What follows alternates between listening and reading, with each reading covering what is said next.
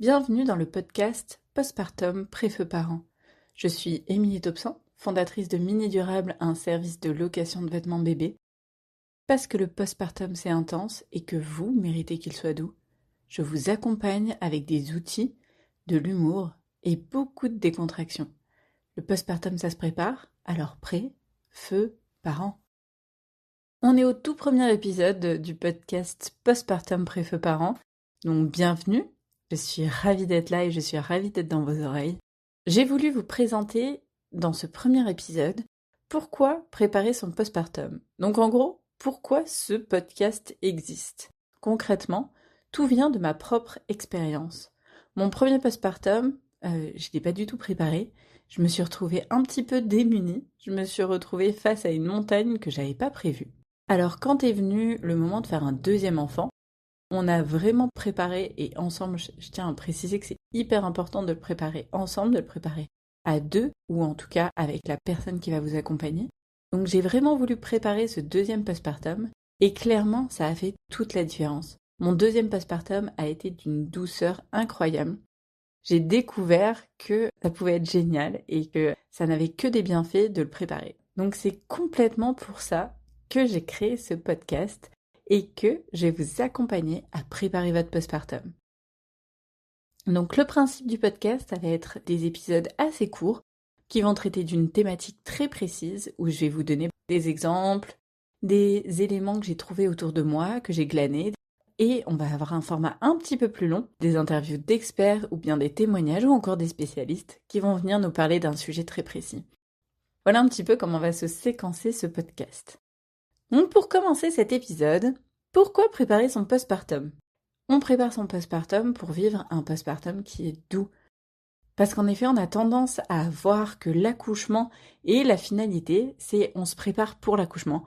On pense à l'accouchement et notre target, c'est l'accouchement. C'est sortir ce bébé et le rencontrer. Donc ça, c'est une super étape, hyper importante et il faut vraiment s'y préparer. Mais après, est-ce que vous avez pensé à ce qui va se passer après ? Quand vous ramenez votre bébé à la maison. Alors, de témoignages que je peux avoir d'une grande majorité, c'est on le pose dans le salon, on fait « ouais, ok, et maintenant, qu'est-ce qu'on en fait ?»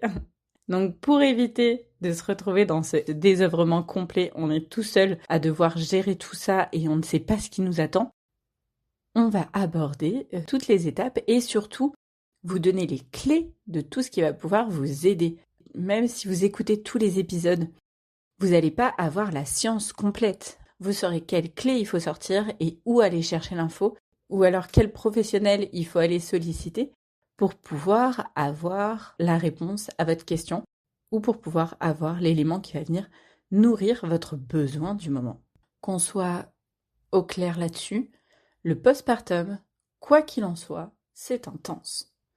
Alors c'est intense, c'est pas que intense parce qu'on dort pas, ça c'est une réalité, concrètement on manque cruellement de sommeil, à part pour les 0,5% de la population qui se targuent bien de nous dire que leur bébé faisait des nuits au retour de la maternité. Donc vous allez forcément manquer de sommeil. Mais il n'y a pas que ça. C'est-à-dire que vos journées vont passer et vous ne saurez pas ce qui s'est passé dans cette journée. Pourquoi vous n'avez pas eu le temps ? Vous avez l'impression de ne rien avoir fait et pourtant vous vous retrouvez à 15h sans avoir pu prendre une douche, sans avoir pu manger et sans avoir même pu aller faire pipi. C'est en ça que c'est vraiment intense. En gros, le postpartum, c'est un tsunami qui vient, qui rase tout ce que vous aviez organisé avant. Et derrière, on reconstruit. C'est un peu l'image que j'aime bien dans ce postpartum, c'est se dire que c'est pas une destruction, en fait, c'est une construction. Vous reconstruisez une vie à 3, à 4, à 5, à 2 peut-être même. Vous reconstruisez une vie autour de ce nouvel enfant, une vie autour de cette nouvelle famille qui accueille un nouveau membre. Ce sur quoi je voudrais insister aussi, c'est sur le fait que le postpartum c'est intense pour tout le monde. Même si vous avez l'impression que c'est facile chez d'autres, c'est intense aussi pour eux, c'est compliqué aussi pour eux et c'est difficile à gérer. Ça l'est peut-être moins pour le deuxième, ça l'est peut-être plus pour le deuxième, ça l'est peut-être moins pour le premier, ça l'est peut-être plus pour le premier ou pour le troisième. peu importe, chacun va vivre les choses différemment en fonction d'énormément de paramètres qu'on ne peut pas mesurer à l'avance, qu'on ne peut pas maîtriser à l'avance. Mais chez tout le monde, c'est intense, plus ou moins, mais c'est intense. Donc maintenant qu'on a vu que le postpartum c'était intense, on peut voir aussi que le postpartum ça peut être doux. C'est pas parce que c'est intense que c'est forcément dur. Ça peut être intense et très doux. Ça peut être une bulle d'amour incroyable qui vous entoure et que vous ne revivrez plus jamais avec ce bébé. Et même avec aucun autre bébé, parce que un postpartum n'est pas égal à l'autre, un enfant n'est pas égal à l'autre. Un parent n'est pas égal à l'autre. Vous ne serez plus jamais le même parent que vous l'avez été pour cet enfant. Donc ça, vous pouvez le vivre aussi très bien et être dans cette bulle hors du temps, à la découverte de bébés, hors du monde, hors de l'actualité, hors de la tempête qui est derrière, hors de vos relations, hors de votre famille, hors de la société en fait. Vous vivez un moment de grâce, j'ai envie de dire. Ce dont je suis assez persuadée, c'est que pour que ce postpartum soit doux, il faut qu'il soit préparé. Et oui, il vaut mieux savoir ce qui nous attend et avoir anticipé tout ce qu'on peut avoir anticipé, avoir balayé notre chemin pour pouvoir vivre ce postpartum en douceur.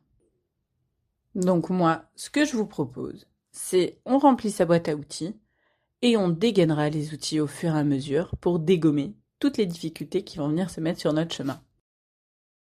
On va aussi se dire que tout ce qu'on peut faire avant, c'est mieux. Parce qu'après, en gros, on n'aura pas le temps. Hein. De quoi on va pouvoir avoir besoin, par exemple? Ça va être... vous allez décider d'allaiter et vous retrouvez face à des difficultés. Autant savoir quel type de difficultés vous pouvez rencontrer pour savoir à quel professionnel vous devez vous adresser. Ça va être, vous allez vous rendre compte qu'en fait, vous n'aurez pas le temps de faire à manger. Donc, avoir prévu à manger avant, avoir prévu une alimentation adaptée au postpartum, ça va être avoir anticipé toute l'histoire des vêtements et toute la logistique qui va avec, surtout au tout début où ils changent de taille à peu près toutes les 2 minutes. Une chose sur laquelle je voudrais réellement appuyer, préparer son cercle, préparer ce qu'on a autour.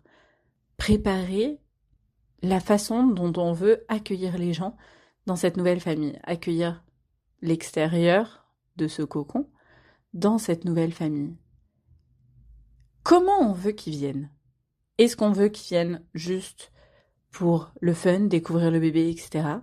Ou est-ce qu'on veut qu'ils viennent en nous apportant quelque chose, ne serait-ce que du soutien, ne serait-ce que de la bienveillance, ne serait-ce que tout ça. Donc on va voir aussi comment préparer ce cercle et comment s'éviter les gens qui débarquent, mettent les pieds sur la table et s'attendent à ce que vous les serviez alors que vous venez de sortir un gigot d'entre vos cuisses.